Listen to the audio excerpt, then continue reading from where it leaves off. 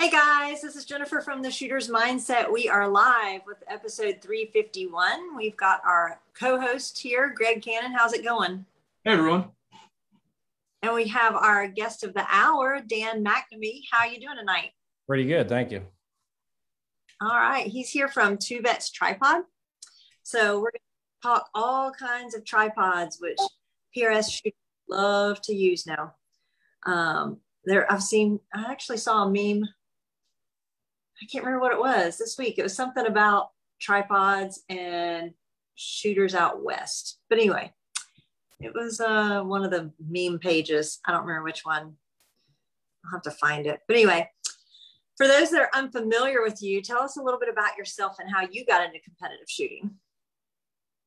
So I own Two Vets Tripods, obviously, and got into shooting a couple of years ago. Just had couple good friends of mine that really recommended getting into the sport. I basically was a USPSA IDPA shooter for a while, and I kind of wanted to expand my skill set to say. So I basically went out, started shooting PRS and started doing some local and club matches and kind of really fell in love with the sport. And one of the things in particular, gear-wise, that I was just super unsure of was tripods. I mean, everybody kind of had answers about, firearms and stuff like that. So as I progressed in my shooting career, we'll say, essentially I got involved with tripods and offering them to customers and kind of helping everybody along the way. So that's awesome. So I think I've learned that most shooting companies start out of necessity. Like people have a need and they want to get things cheaper. And so they're like, why don't I just make it? And then they make it for themselves and they're like, I could probably sell these. I could probably make a business out of it. Is that kind of? And that's, yeah. And that's definitely the line that I kind of fell into, as I progressed in the sport. I mean, I started out with a Ruger American Predator, then moved into a Ruger RPR, then, started in FFL and started selling, chassis and triggers and stuff like that. And tripods for me was kind of one of those things that there wasn't a lot of cost affordable options out there. So that's kind of where it started to kind of fester for me to create a business offering tripods to shooters. And yeah, it's kind of funny how that works, to be honest with you. Yeah, it's amazing how necessity is the invention. So it used to be Two Vets Sporting Goods. We see the beautiful sign behind you. It used to be Sporting Goods, but it's no longer Sporting Goods. Now it's Two Vets Tripods. Correct. Yeah. So when we were selling chassis, optics, triggers, and stuff like that, we obviously Sporting Goods was more of our main direction. It was something that more was in line with the business that we were doing. And over the past 2 years, we've definitely emphasized that tripods are what we're in the market to sell. So we figured it was time for a name change and would help differentiate, us to the customer and let them know kind of really what we do. So. So it's called Two Vets, but Yep. So Correct. So initially, Two Vets Sporting Goods started with two veterans. A friend of mine who was active in the Army, who was active National Guard, and essentially we ended up wanting to go two different paths. Through that, we kind of separated ways. Two Vets Sporting Goods was already, basically started. And one of the things that obviously the name was there, which helped, everybody know who we were. And a lot of people referred to us as Two Vets.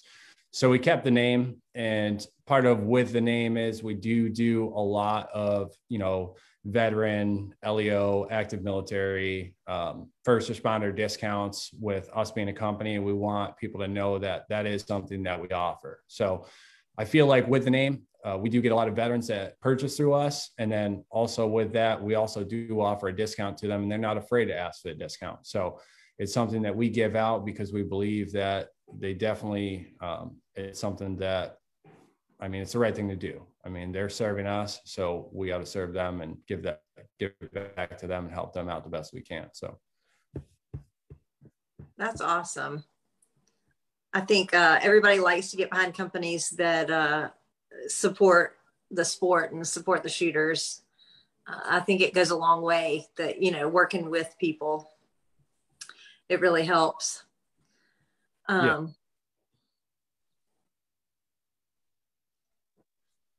Huh. There, now I can see everybody. Sorry, I couldn't see everybody. I was like, what is going on? Greg, do we have any lives? Let me scroll over there and see. We waved hi to Prentice already. Kevin from GSL Suppressor said hi. Ashley Wink said hi. Eric said, hey, Danny, fix the aspect ratio. I think it.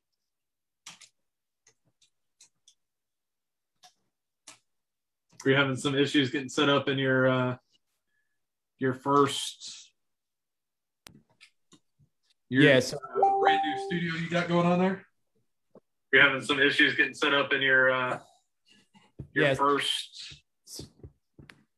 So we were shooting a video, and one of the funny things is I'm definitely not a videographer, but I try to learn as much as I can, and the aspect ratio of the video was kind of a little bit off. So it was pretty funny, but yeah, we're working on getting it fixed, and I think we got it addressed. So we'll be putting out some further videos down the road to see if we can fix that problem. Let's say your setup looks pretty good now. Rudy wants to know if any of your tripods come mated with the ball head already. What's that? Sorry. Do any of your tripods come pre-mated with a ball head? No, so that's not something we offer. And the reason I don't do that is because I invite everybody to give us a call and help find the best tripod and ball head for their application, depending on where they live. So, if they live somewhere that's flat, they're shooting, less than 15 degrees of pan and tilt, so that leveling head might be something that works a little bit better for them than a ball head and offer a little bit better stability. So we don't sell kits, but we are more than happy to talk to pretty much anybody and help find them the best tripod and head for their application and use. So that makes sense. This way you could kind of customize to exactly what you want versus like, oh, I really wish I could buy these two together. Or correct.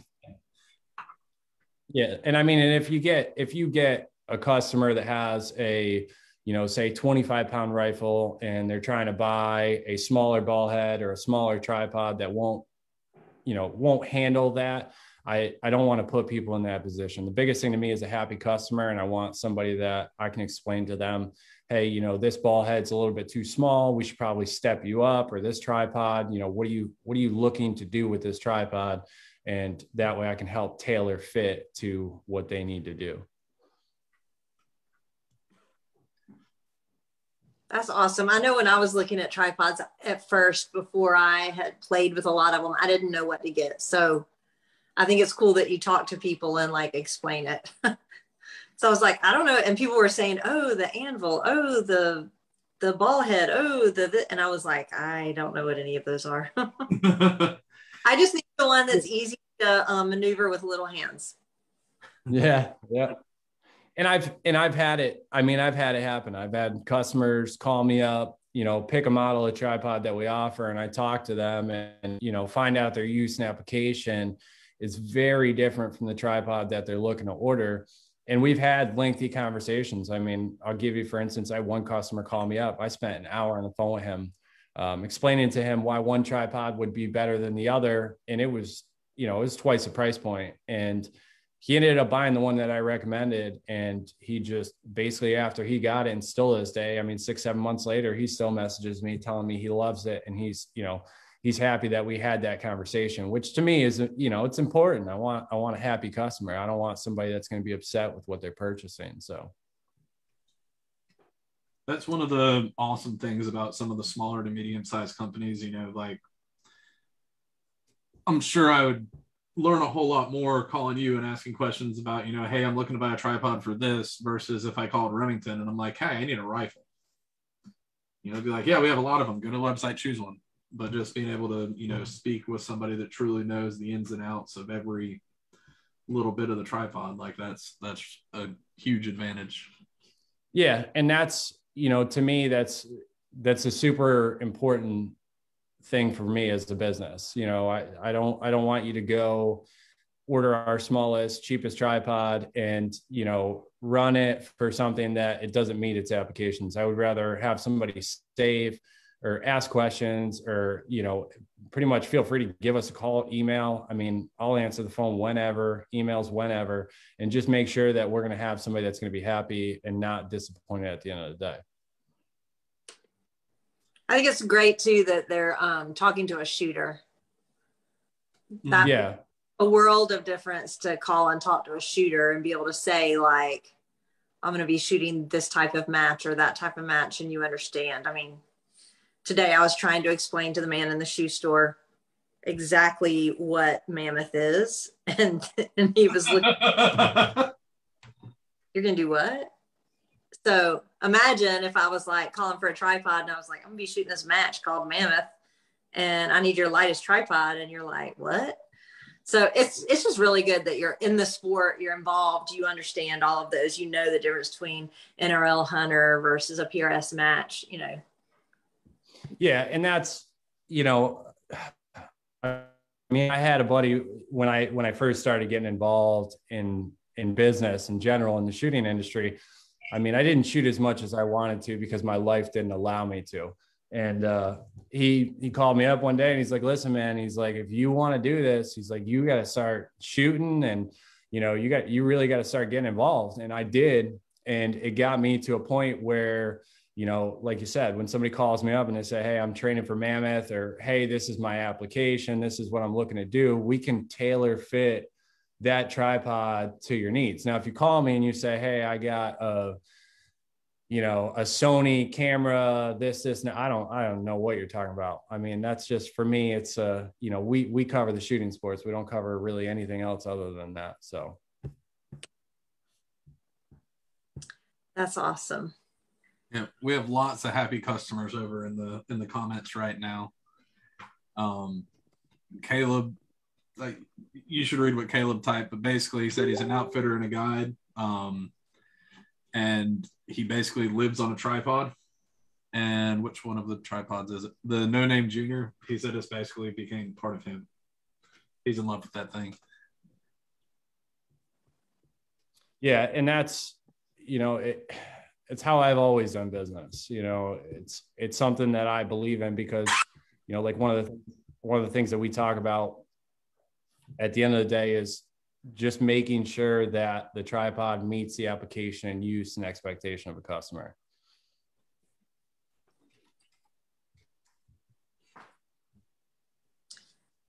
What are the lives you got, Greg? Joe wants to know if there's been any thoughts on a 2 or a 4-legged version. Of course, Joe would. Yeah, so we have some things in the works. We're working on a couple models towards the end of the year, just to kind of make some improvements and some refinements to some of our tripods. So we got some exciting things in the pipeline, and I think everybody's going to be pretty happy with what we come out with towards the end of the year. So it's awesome. If you would have had it before, if you had a 2-legged version before this month's NRL 22 Course of Fire, I'm sure people would have bought it just to shoot one stage. There was a reverse rooftop, and you know, there's gear restrictions in NRL 22, such as no tripods, and people were getting very, very gamerish with it. I know apparently somebody went and what he said is that he built a big bipod, but actually it sounds more like he broke a tripod. He just took a leg to go or something. Mm-hmm. Yeah. Yeah, and that's game. That, yeah, I was gonna say that's really gaming it at the end of the day. But yeah, tripods have been utilized in the sport very widely. I watched Morgan King use one of our QDTs and like that dude, I don't know if you've ever personally met him. He's probably one of the most humble people I've ever met in my life. He's phenomenal shooter, excellent sportsman. I mean, and I watch him deploy our QDT and clean a stage faster than anybody else using it. And it was insane. But that's part of, for me, feedback from shooters is kind of how we go about, moving forward through our business. So. Yeah, he is one hell of a shooter. That's for sure.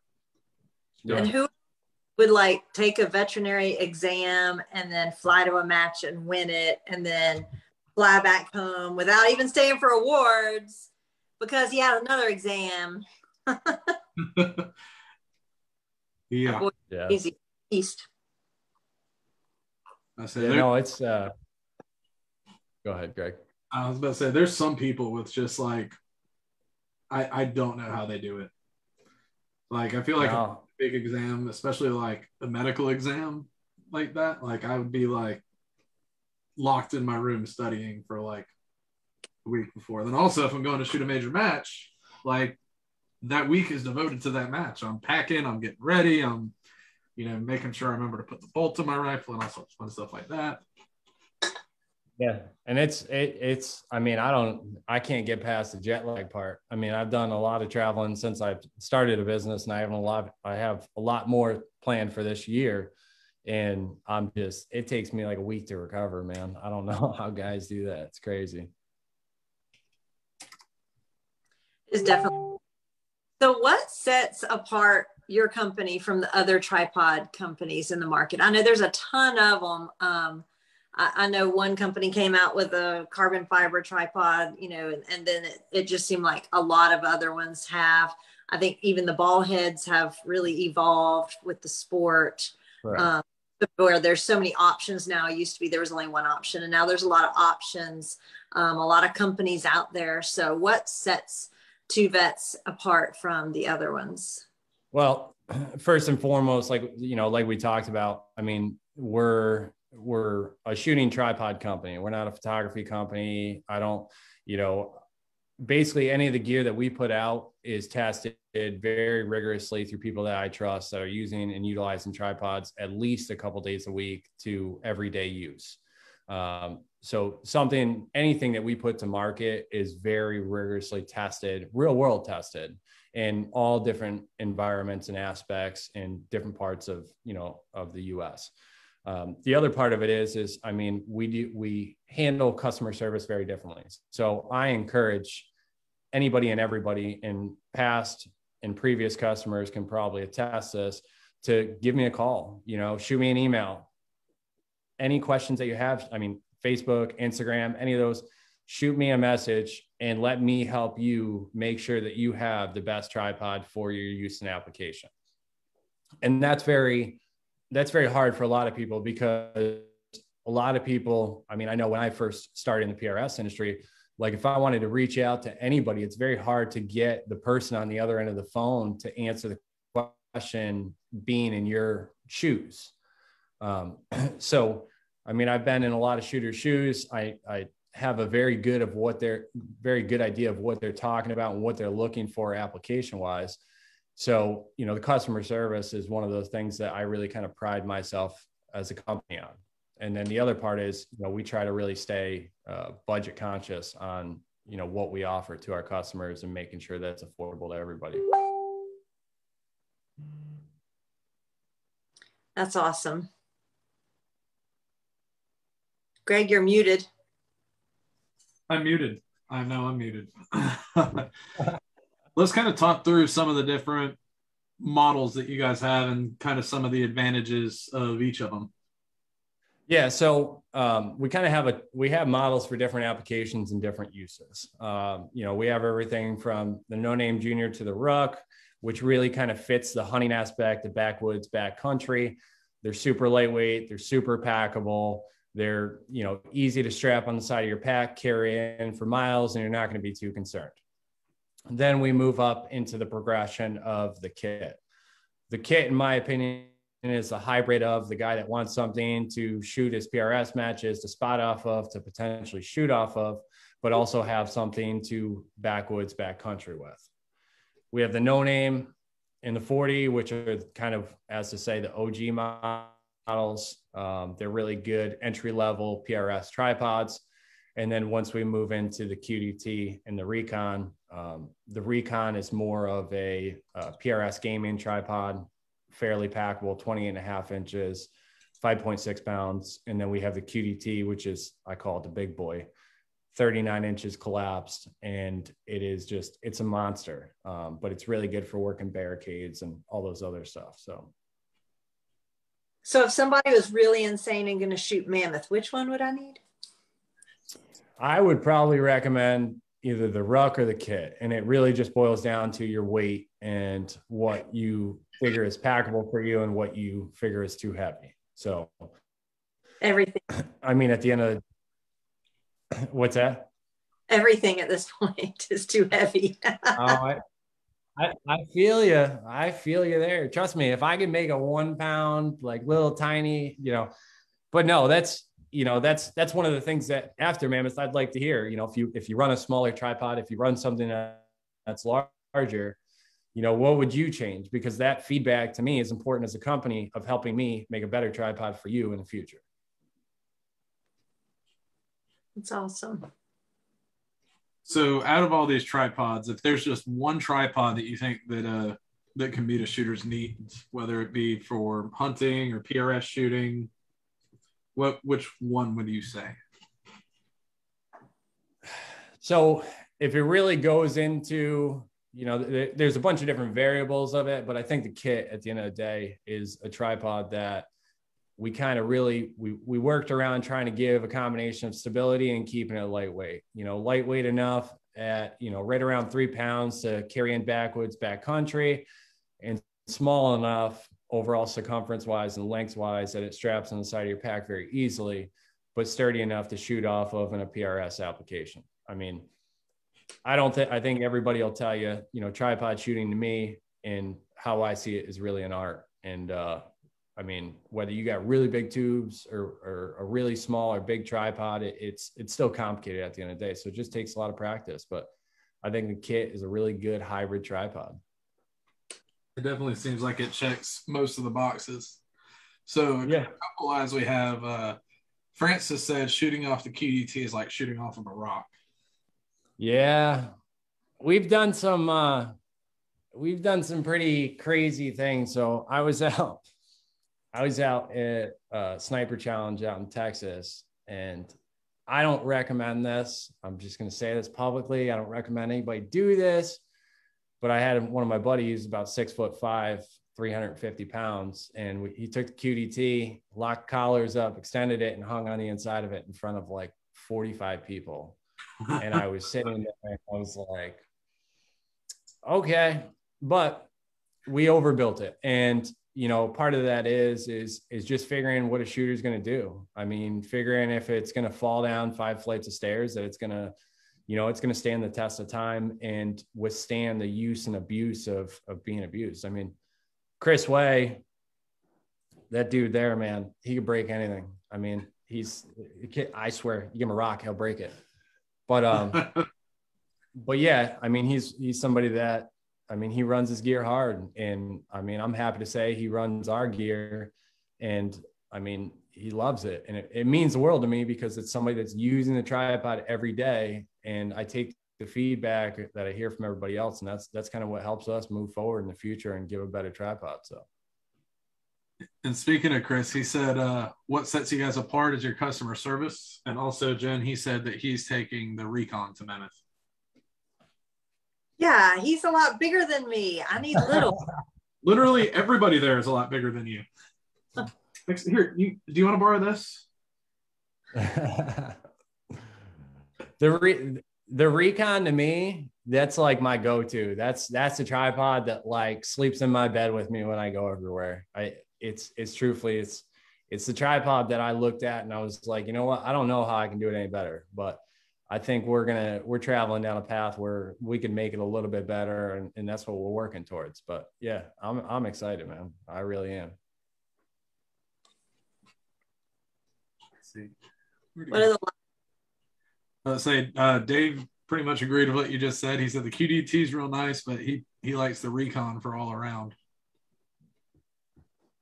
Yeah, like I said, I mean, it's really a use and application at the end of the day, just figuring out what's going to work best for the shooter. And that's why I enjoy having those conversations with customers, you know, because somebody will call me up and be like, I want the most stable, and I'll talk to them and we'll go over specs of like the QDT to the Recon to, you know, the no-name, and we'll go all through every single tripod. And at the end of the day, we'll figure, you know, we find the best. And I'll say, oh, you like QDT, right? And they're like, yeah. I'm like, all right, it's 39 inches. And they're like, yeah, that's a little too long. And I'm like, okay, well, here's our next option. So customer service to me is like the biggest thing that we do. You know, that's something I pride myself on. Well, and I like that you say you want to hear back, like you want to hear what is good. There are some companies that want to hear that, and there's some companies that don't want to hear that. I mean, I've had companies sponsor me. Gosh, I've been shooting 8 years now between USPSA 3-gun and this. And I've had some companies that I would tell them, like when I work with a company, like, I will not give you bad press. Yep. However, if I have bad thoughts about your product, I'm going to tell you about them because you need to make them better. Like, I'm not going to lie, but I'm not going to go blast you on Facebook if something's bad, but I'll definitely come to you and be like, hey, I think we need to fix this. This is not working, or, you know, whatever. And there are some people that did not want to hear it. And I'd be like, okay, well, if I feel that way, you probably have a lot of people that feel that way, but okay, you go ahead and just stay stuck in your ways. So I think it's really great that you say that you want to hear like what works and what doesn't work so you can make the product better. Yeah. And I think, you know, from a company perspective, it's very hard because, you know, you're taking, and like I tell everybody, you know, hey, let me know what you love. Let me know what you hate. Let me know, you know, and there's some realistic things and then there's some really unrealistic things. And I mean, like when it comes down to, you know, I've had conversations with people and they're like, hey, I'd really love a 31-inch tripod, but I needed to go up to 65 inches. And I'm like, well, that's physically impossible. Like, we can't shove magical carbon fiber up in there. So when you pull it, so, you know, we take the constructive criticism and we figure it back. Like, I had a conversation with a friend of mine today, and we were talking about one of our tripods and some refinements we wanted to make. And I was like, hey man, you know, when you do your next class, I need heights. I need heights of every shooter that you shoot. And then, you know, hip to sternum heights and hip to eye height. And then that'll help me down the road figure out where our average shooters are, figure out what our average, you know, what's too much or what's too little, and what we can do to change that and make it better for the shooter. So it's just one of those things that, you know, we don't do crazy lab testing, and, you know, we do real world testing. I'll give you an example. I was out doing a predator hunt with a friend of mine. And I said to him, I go, hey, you've heard of my company, right? He goes, yeah. And we were up in a tower and it was like 25 feet in the air. And I said, you've heard of my tripods, right? He goes, yeah. I said, okay. So I take it and I literally took tripod and I threw it 25 feet off the tower. And he looked at me like his eyes were like dinner plates. And because this was the tripod that was his. And I grabbed it and I threw it right off the tower. We got down. And I said, here, check it out. And he checked it out, used it, and has been using it for the last year and no complaints. And he's just, you know, I do crazy testing. Some of it is really just out of the box. But at the end of the day, I mean, like, it's just the stuff that I hear from people that we have tests. I had a friend of mine call me. He dropped one off like 30 feet off side of a cliff and called me up. And he's like, yeah, it still works though. I'm like, oh boy. But wow. You have to foresee that, or at least test for it, because at the end of the day, I want somebody to be happy. You know, this is hard-earned money for a lot of people. And at the end of the day, I mean, we're out there, where you put your money is very important to you. So, you know, I want it to be in a product that you believe in, and that's going to work. So. That is awesome. You never, like, in my line of work, it never ceases to amaze me the different ways that people find to break stuff. You know, I'm sharing a picture with you before the show of what happens when you drive a forklift at full speed into a building column. So overbuilding is kind of in my blood. Chris said that he thinks you need to develop a recon suspended tent so that you can like maybe more of like a hammock that you can swing from under the tripod on.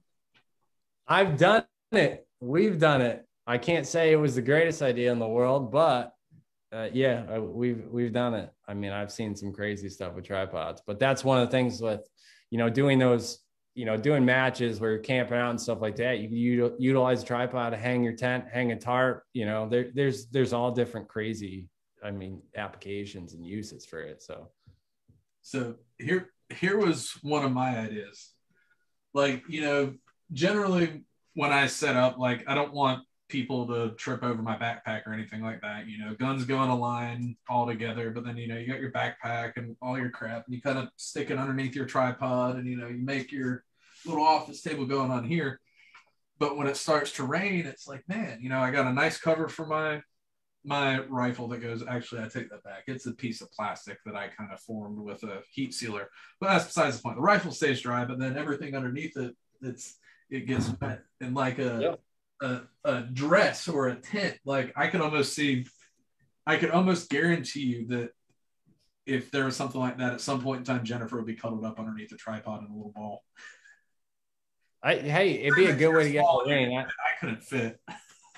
I can't even say it wouldn't be. Yeah. I've talked to people about making something like that. I don't sell or anything like that. So it's really hard for me but yeah, it's just, everybody's so crazy right now with, just moving in and out of seasons and stuff like that. Like we're moving into a busy season right now. And it's crazy. Just trying to keep up with supply and demand and everything. It's nuts. So I'm sure in your line of work, you see people do lots of crazy things with tripods. And, we all know you can put your gun on it or your spotter or your binos on it or, use it as a rear support. What's some of the, maybe not craziest, but what's kind of some of the niftiest things that you've seen people do with tripods that you wouldn't think of? So, the hammock thing was definitely one of them. Using them to hang tarps and stuff like that, that's kind of another thing. But from a shooting aspect, I think a lot of people don't train from unbalanced position. So like taking legs and sprawling legs out over to, tables and barricades where you're shooting off of a leg and utilizing a leg a little bit differently. That's a really good training aspect. I've used mine as a chair sometimes. It's been, we basically, I've seen people have used them for laser levels for their houses when they're hanging pictures and stuff like that. So I just finished doing my master bathroom.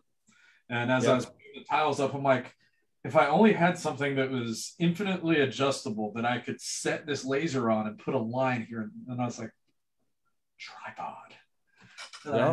It's not within arm's reach. So I got kind of a tack table. That's a piece of Lexan, $2 Arca clamp on the bottom of it that I sat my laser level on top of and adjusted the height. That was really nice. And one of the other things is like I use mine as a Christmas tree in the office during Christmas time. I'll put it up on my desk and I'll wrap it with Christmas lights and stuff like that. And then, I've had people send me pictures of kids having same thing. They do tents over the tripods for their kids. It's cool though. I get to see, that's the type of customers that I love. I get to see so many different, I was on Facebook the other day and one of the guys on there, his kid actually got 2 deer with one of my tripods. And to me, that's awesome. I think that's he had to have that moment with his dad and I got to be a part of it. Somebody just sent me a picture the other day of they shot off of a tripod to do their gender reveal. It's cool, man. I don't even know what to say, I use my tripod to clean my gun because I never have enough table space and trying to figure out, I might be in a hotel room. And so I'll just snap it in there and angle it down, with the ball head. And then I can run patches through it and it works great. That or I take it out and look at the moon through my gun in the backyard and scare the neighbors off the tripod. Yeah, and you can see the rings of Saturn with your scope and the moons of Jupiter. Just saying, if you put it on a tripod and you get it real steady and real still and you look and you don't disturb it, you can see them. That's funny. I personally, I got so many, I mean, obviously I have so many tripods in my office, but like I'll put guns in my office and literally that's my, that's my showcase. Like I just walk into my office, I have my guns and my tripods and it's cool. I love it. It's awesome. I hear they're also quite useful in swimming pools.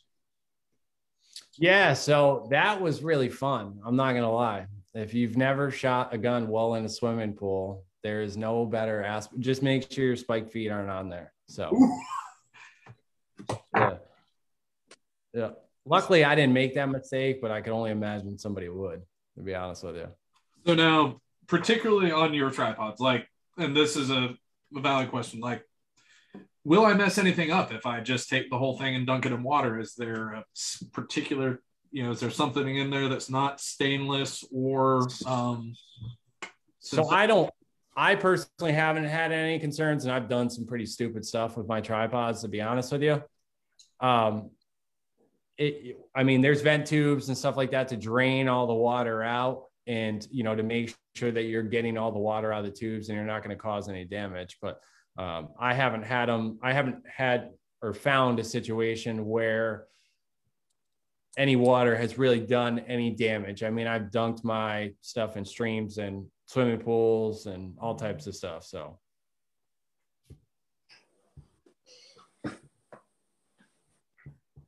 Muted. That's one thing I was very concerned about. I was like, that looks like awesome, but I'm so scared to take my tripod and dunk it in the pool. But it's good to know if I had a two vets and I wouldn't have had any issues.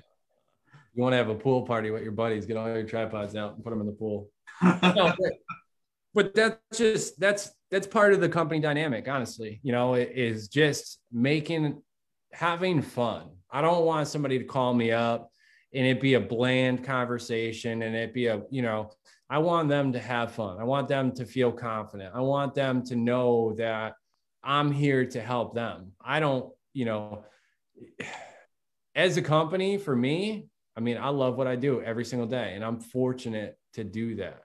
And it makes it, when somebody calls me or has questions, it's not a bother. It's not a hindrance. I'm not somebody working an 8-to-5 job. I'm somebody that this is my living. This is what I do. And I love what I do. So it's enjoyable, and I think that's a huge difference to me.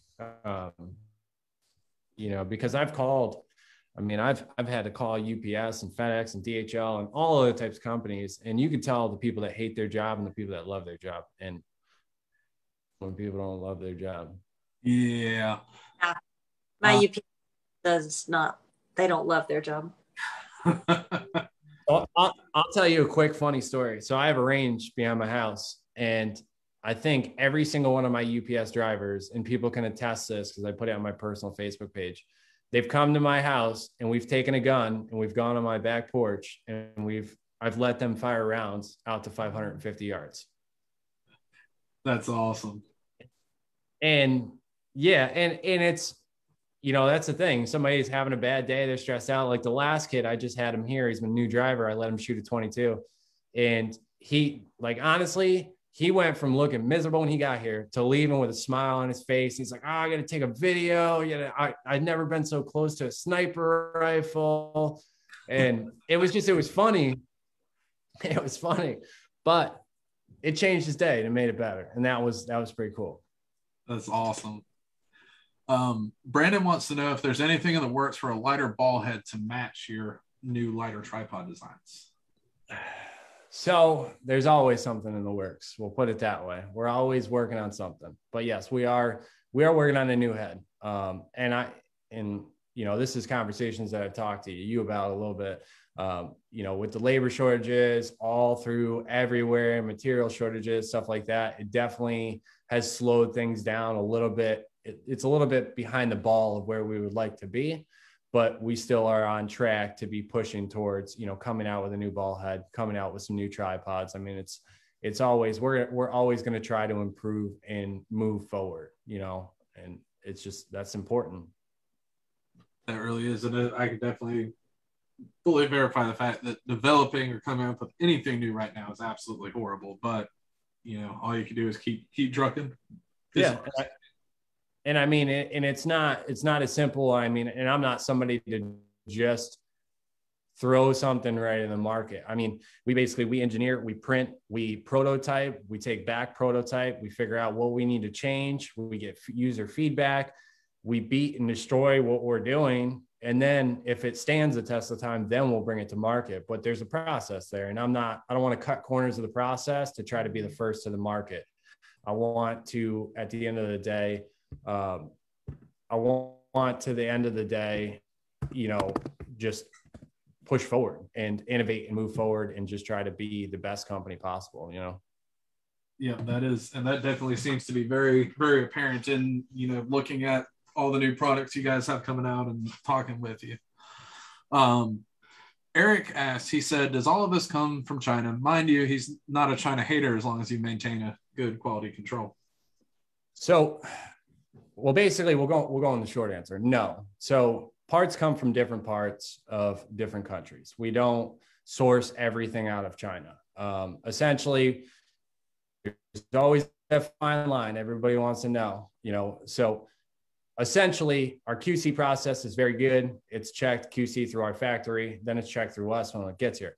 But no, it does not come from China. Now, the other part of the question that we'll get into, and that I'm free to discuss if anybody wants to discuss it, but at the end of the day, the huge factor for me is being affordable to a customer. Mm-hmm. If I make a product and you can't afford it, or it's not in a budget, it's not in a budgetary, you know, purpose for you, at the end of the day, if you can't afford it, it's no good to you. So when I first started in the shooting industry, you know, there was very limited options when I started. There was really cheap options, and then there was really, really expensive options. There was nothing in between for the middleman.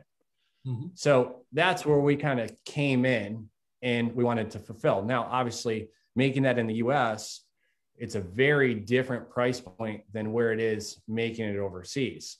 But the quality, you know, the factories that we have working for us, and they're basically top notch. I mean, we make sure that what we're putting out is, you know, everything that we get and we're putting out to market that a customer is going to be satisfied with, and that's affordable to them, you know? So, I mean, I used to work at FedEx, UPS. I mean, your favorite college mug comes from China. I mean, your keychain for your favorite college team comes from there. It's a hard, I don't think people really realize how much comes from over there, but we are working on a US production line coming forward for all the people that want a US produced tripod. It will be in a different price bracket.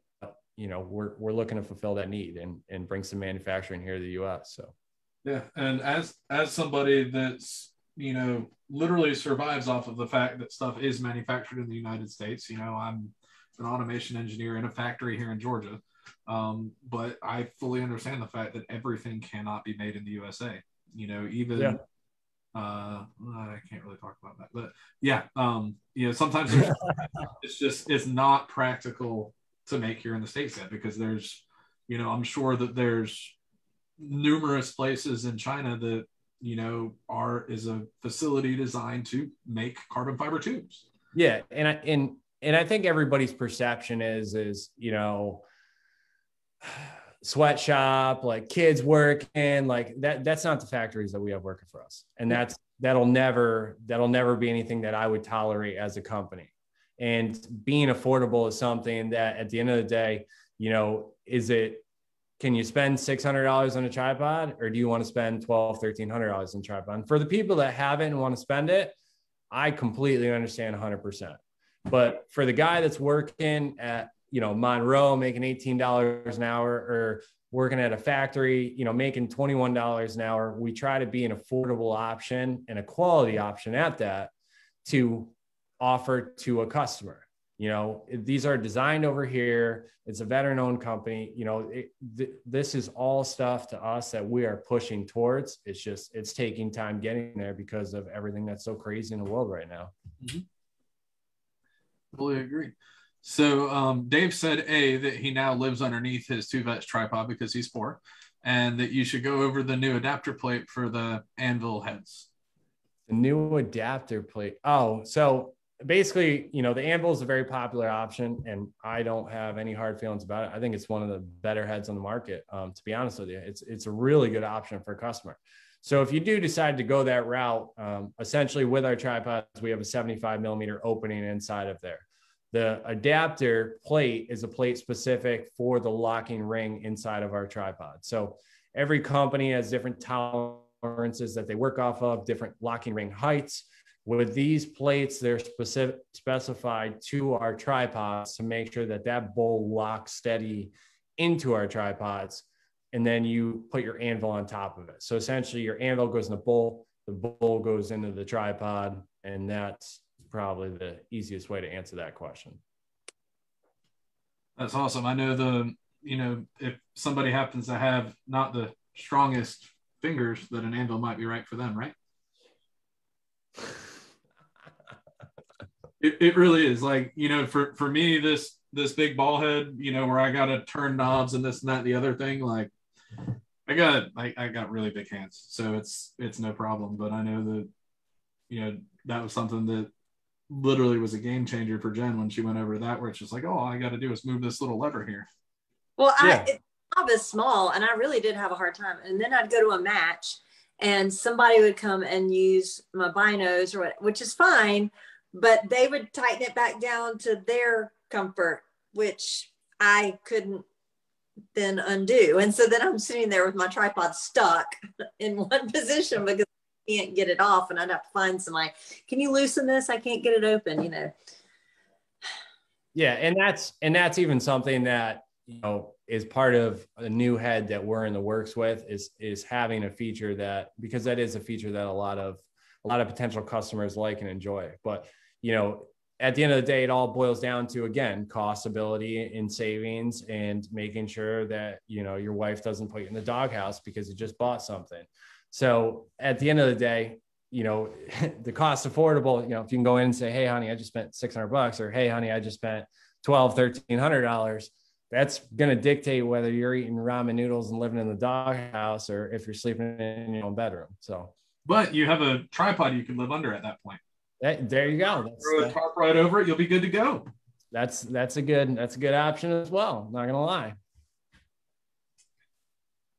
So what do you say to people who say that tripods are not applicable to real world shooting or not practical?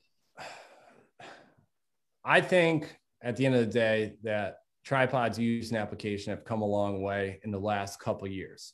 You know, the industry, I remember when I first got into, you know, PRS, light rifles were the best thing that, you know, basically everybody was after light rifles, and everybody was after a heavy rifle, and then everybody went back to light and heavy. Well, the same aspect goes with a tripod. You know, in the hunting industry, primarily people, you know, use tripods just for glassing. But as time has progressed, people have understood that, hey, now we have tripods that are strong enough that we can shoot off of. Now we have a tripod that's light enough that we can strap it on the side of our pack, and we can bring it out west with us and carry it around for 4 days. And it's definitely going to have its use in application. So I think in the real world, tripods meet the needs and use and applications of a lot more people than people give credit for. And even anything from, you know, the PRS industry, rear rests. I mean, it's always a progression of the sport and trying to stay up with the progression of the sport. So I think they can be used a lot more than, you know, people give them credit for. So I agree with you on that. I think it's funny, people that say it's not real world, whenever, I mean, snipers are using tripods. Yeah, I'm about to say, I have friends that do sniper things, and, you know, I'll be scrolling through Facebook or Instagram, and all of a sudden there's a picture of a tripod and a game changer and, you know, all these other unpractical things that real snipers don't use, like at the top of a stadium, you know, getting ready for Overwatch of the football game that night. Well, I mean, a lot of the people that do this in real life, they talk about that they would never take a shot unstable. I mean, I know in our games that we do that, and that's part of it, but they would never really take a shot that is completely unstable. And so they do use their tripod a lot. So. Exactly. Like, you know, in the middle of the match, I may, you know, send it with Jesus and hope that I hit that, you know, that 12-inch steel square. And if I miss, then I hit the big, you know, 40-foot berm in front of 12 miles of nothingness. But like, you know, if I'm in a situation, I'm not going to send it with Jesus and hope I hit it in between the nun and the pregnant lady's head and don't hit the kid behind and hit the bad guy. Yeah. And to that, you know, to that point, I mean, real world application, I mean, we do a lot of military purchases. And the sad part about that is a lot of it is it's personal purchases, gear that these guys are having to purchase on their own to be able to use and utilize on deployments and during training and stuff like that. And it's, those guys don't have the biggest budgets in the world. They're not getting paid big money to do what they have to do. So they want gear that works, that they can trust, and, you know, is affordable at the end of the day, because I mean, affordability is huge. I mean, a sergeant isn't going to want to spend, you know, $1,200-$1,500 on a setup or even, you know, buy a $200 setup that they're not sure if it's going to work or not. And that's part of where, you know, if somebody has a problem with one of our tripods, I mean, I am very expedient to try to take care of it. And I want to make sure at the end of the day that they're happy with what they got and that we can fix a problem quickly. I mean, I've had video chats with people fixing tripods. I mean, I've had emails back and forth, sending pictures, text messages, FaceTimes. I mean, you name it. I've done it because stuff does break. But when it breaks, it's how you handle it, is, in my opinion, is what separates you. Exactly. You know, nothing is unbreakable. You know, even with your guys' first tripods, you've kind of, I don't know of anybody that's broke one. And, you know, people are always quick to, you know, nobody will say, oh, hey, by the way, I bought this scope 4 years ago and it still works. But people definitely let you know the second when, oh, I bought this 4 years ago and I dropped it off of the back of an alpaca. And when it hit the rock, it broke in half. Yep. And it happens. I mean, like I said, Chris Way, I mean, that dude can break, I'm not joking, anything. I mean, anything. But it's people like that help me. You know, if it's a real world use and you say, hey, man, I've been running this thing for 3 weeks. I got dust, dirt, grime, rocks. My kid took the leg out and poured some concrete mix up top, and then I threw it in the pool.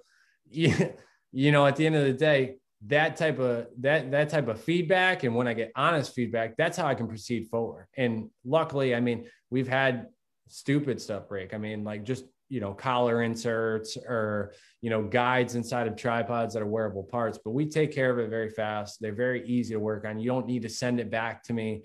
And, you know, at the end of the day, I mean, it's just, we try to do quick, expedient service to make sure the customer's happy with their purchase. I mean, it goes on so much more than when you just buy you buy your tripod. Mm-hmm. That's awesome. How do you think tripods have changed the sport of PRS, NRL Hunter, like all of those? How do you think, what effect has the tripod had?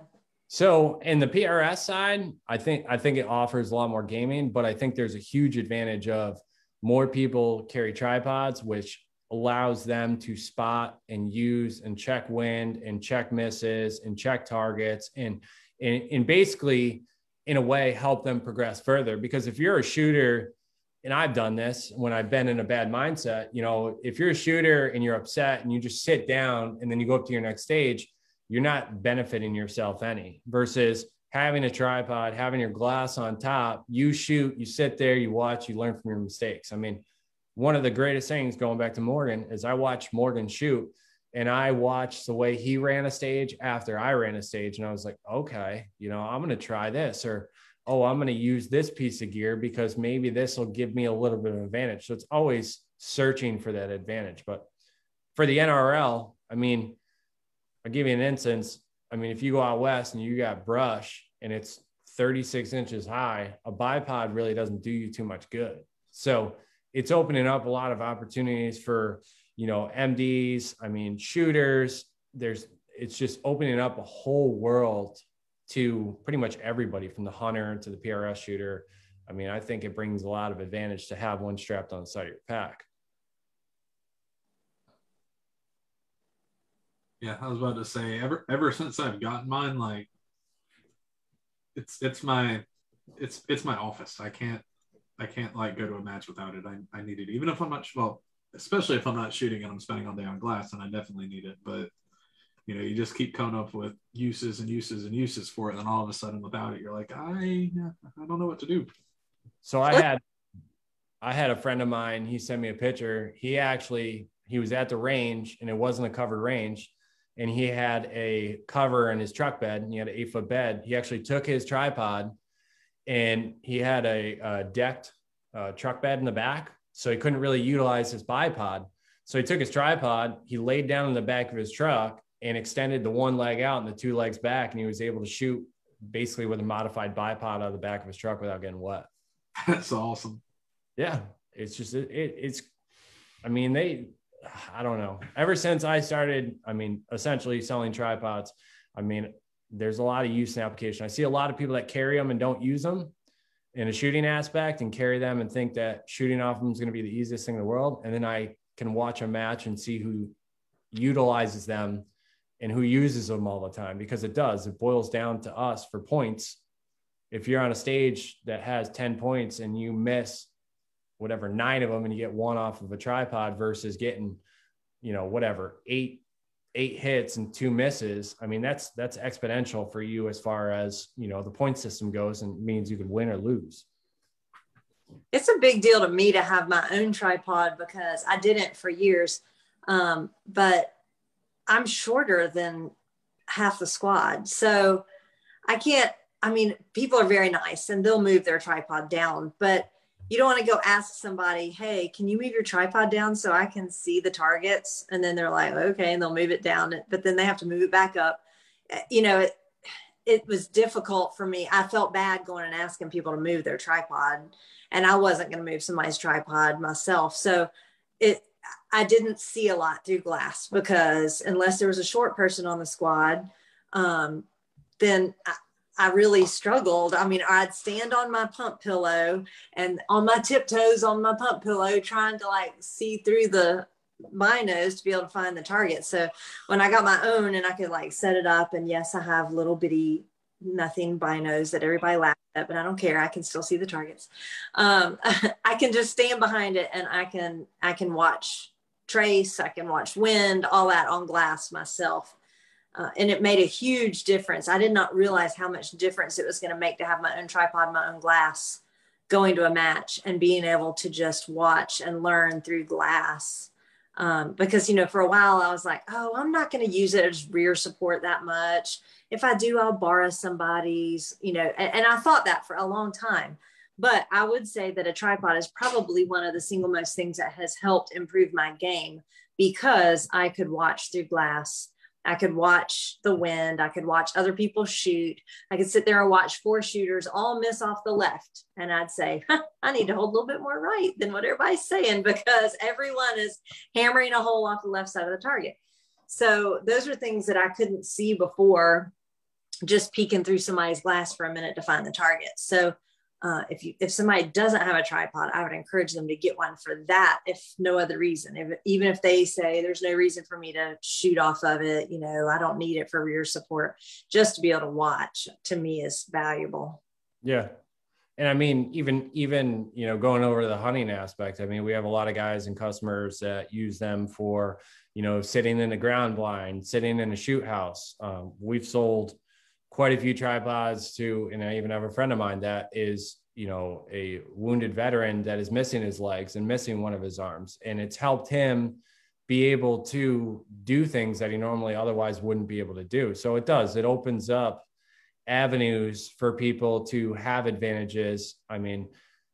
There's a lot of uses and applications to them. And if you have one and you utilize it, and you're carrying it and you're, watching other shooters out there, I mean, you can find different ways to essentially make a tripod useful and applicable for what you're doing.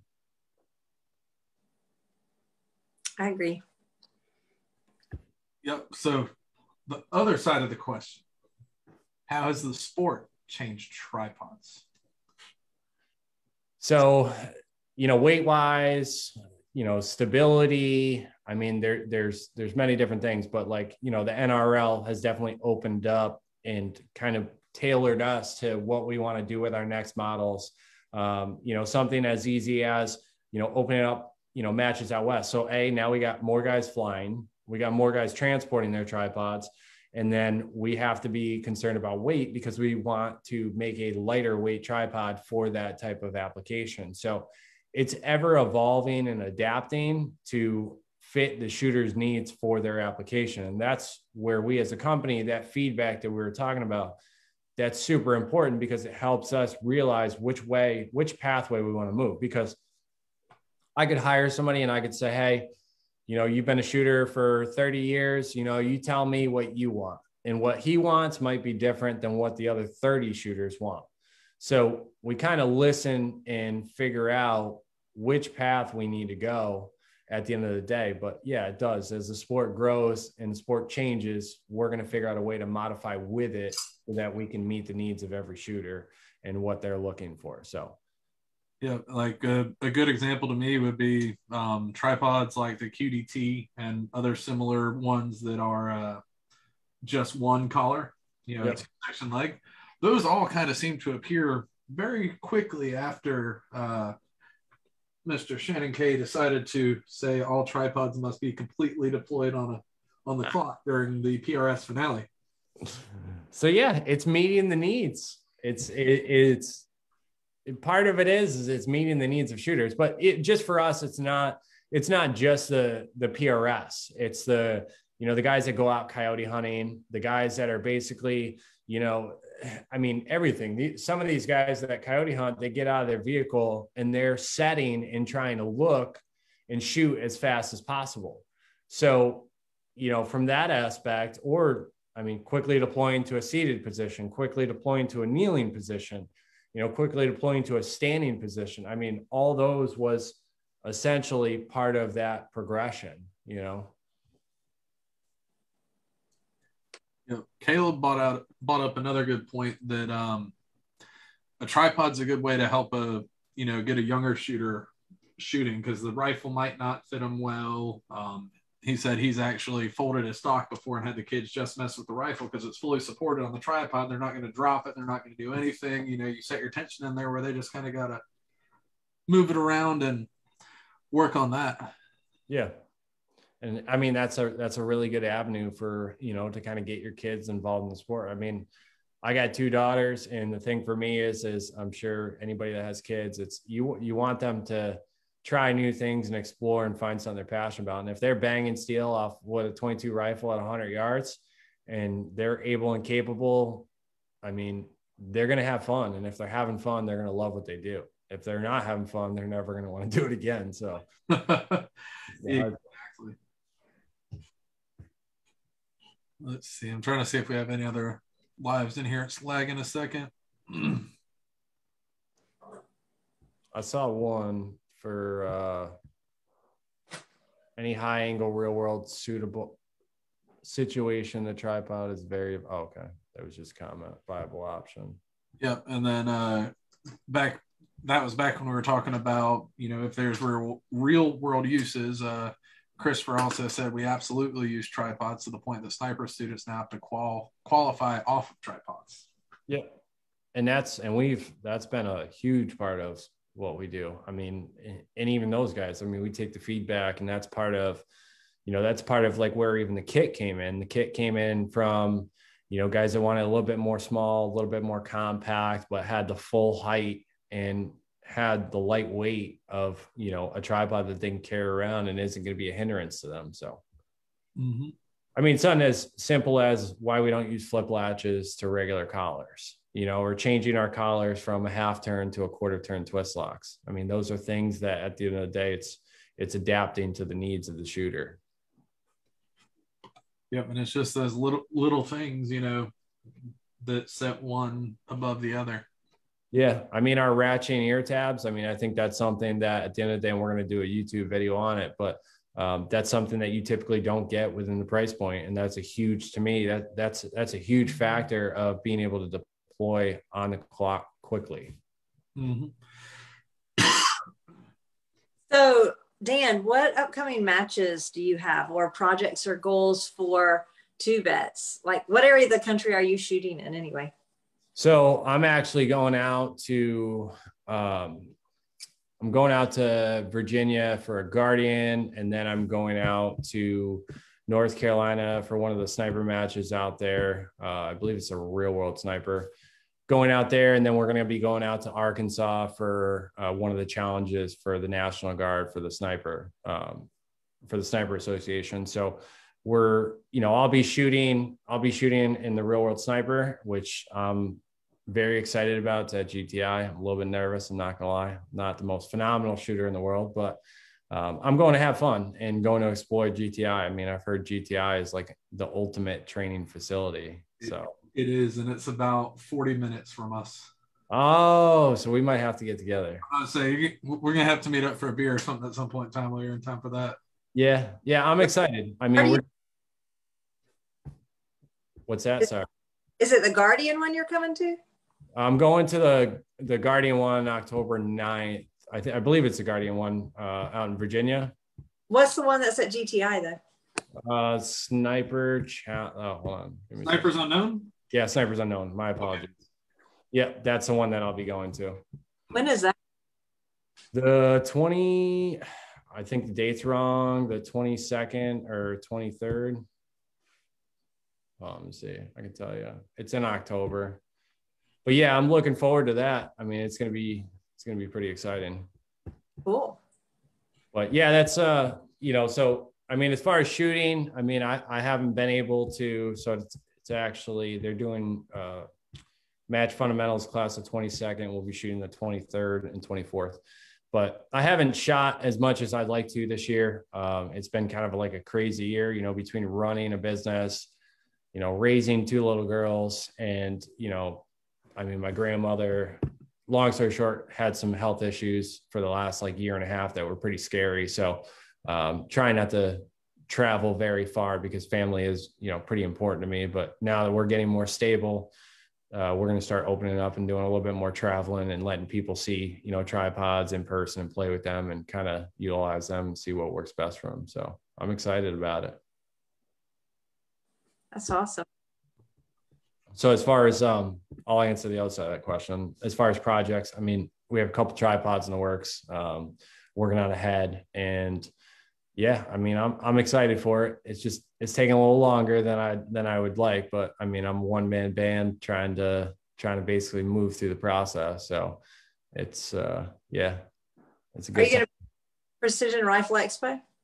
No, I won't be there. It's kind of hard it's hard for me to travel. So when I do get an opportunity to travel, I kind of have to, pick and adjust my schedule to meet the needs. But I mean, eventually we'll be doing a lot more traveling and going places that I can go, but it's very difficult. I have to play the work-life balance. And it's hard because I mean, I've been to a point where I've answered my phone at, 11 o'clock at night. And it's tough on my personal life, but I mean, I love what I do and I want to be there for people. So. I feel you there. My work phone's gone off 3 times during the show so far. Yeah, it's tough. It's tough. It's hard. I mean, I've always prided myself on customer service, and that's what I'll always offer, the best customer service. And when I do hire somebody, and if I ever hire anybody to answer the phone, I mean, I'll make sure that I have that same quality of customer service as I expect for every customer to have when they call us. So. That's awesome though. Greg, do we have any more lives? I am loading those up now. We are good. Cool. I think we can wind it down to shout outs then. Go ahead, you start. I'd say this is a part where Jen says, Greg, you normally go first. All right. I'd like to start off GSL suppressors. This really awesome thing here on the end of my little 22 makes it super, super quiet. Shooters and sharpshooters of Augusta are local indoor and outdoor ranges. PDC Custom, the most beautiful rifle chassis known to man, available in lime green and normal human colors. Shooters World Powder, it's over that way. You can't see it. That makes all my pews go boom. Hunter's HD Gold, you can halfway see the banner up there, but they help my blind butt see. And Fix It Sticks. I break stuff all the time, and then I can fix it with my Fix It Sticks, and they're really cool. If you want one, hit me up. I got a cool discount code and all that good jazz for you too. Dan, do you have any shout outs? No, I think that's it. I mean, yeah. All right. Well, I just want to shout you out for coming and spending almost 2 hours of your Tuesday night with us to do the show. We appreciate you coming on for sure. And by all means, if there's anything that we can do to help get the word out about Two Vets, just let us know. Sounds good. We'll share. If you need stuff shared, let us know, and we'll be glad to help get the word out. And hopefully we'll get to see you at a match or when you come here to GTI. Pretty close to that. So yeah, we'll have to get together when I come to GTI. I'll be looking forward to that. So definitely. That'll be fun. That'll be good. So with that, it'll be a wrap for episode 351, and we will see you guys next week.